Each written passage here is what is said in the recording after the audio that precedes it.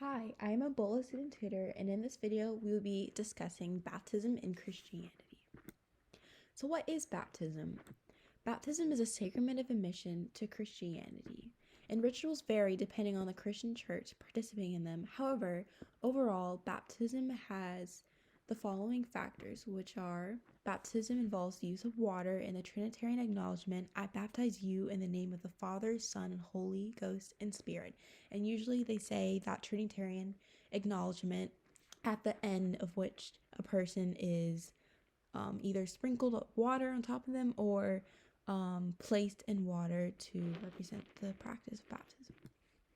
So, some background information on baptism is that baptism is the foundation for the whole Christian existence.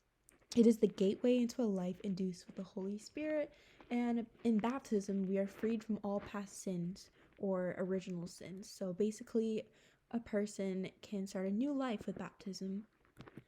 As well as it is through baptism that one truly becomes a Christian. So, who can be baptized? Anyone can be baptized. You can be an infant, an adult, or a child. And this is true because in order to be baptized, you are washing away sins and starting a new life, which can occur at any age.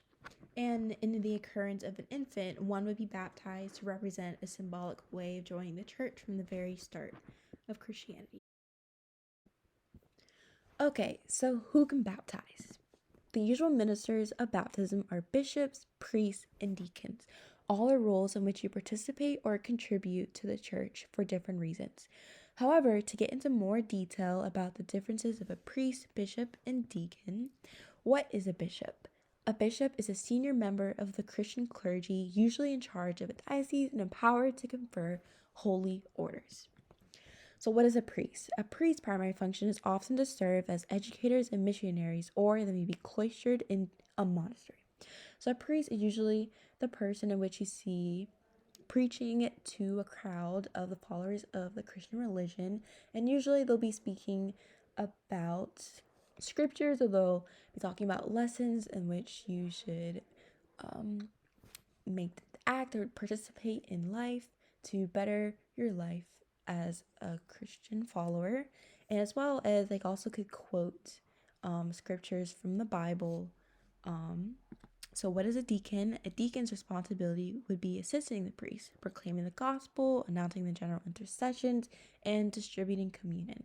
And for those of you who don't know what communion basically is a practice in which they replace drinking blood and bread for drinking wine and eating bread. Or in some churches, they, instead of eating bread, eat a small circular cracker. And for the Christian religion, they participate in communion every first Sunday of the month. And for the Catholic religion, they participate in communion every Sunday.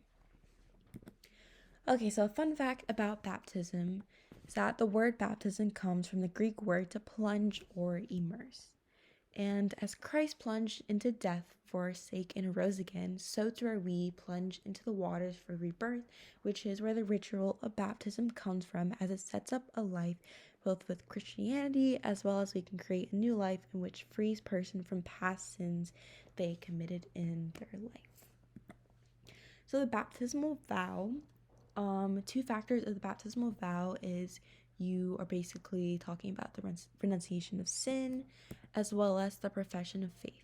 So the renunciation of sin is you basically are agreeing that you reject sin and you reject the glamour of evil and you reject Satan, the devil, as well as the profession of faith.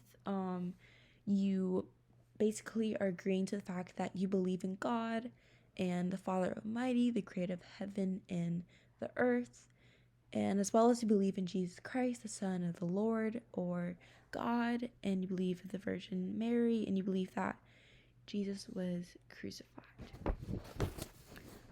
So you end the vow with amen and you say this term basically to agree with all that was said by the minister or priest, whoever's conducting the practice of the baptism. And if you're an infant, you would usually have a grandparent or a parent agree to these terms, because obviously as an infant you cannot speak. So lastly, the effects of baptism are that sins are washed away as they are put in the past, and it is made possible for us to share in eternal salvation and become adopted children of God as we set up a life filled with His presence in baptism, and you become a member of the church, the body of Christ. And lastly, you receive grace from the Holy Spirit to live as followers of Jesus and a member of the church in your life. Thanks for watching, and if you enjoyed this video, make sure to check out other videos on our channel.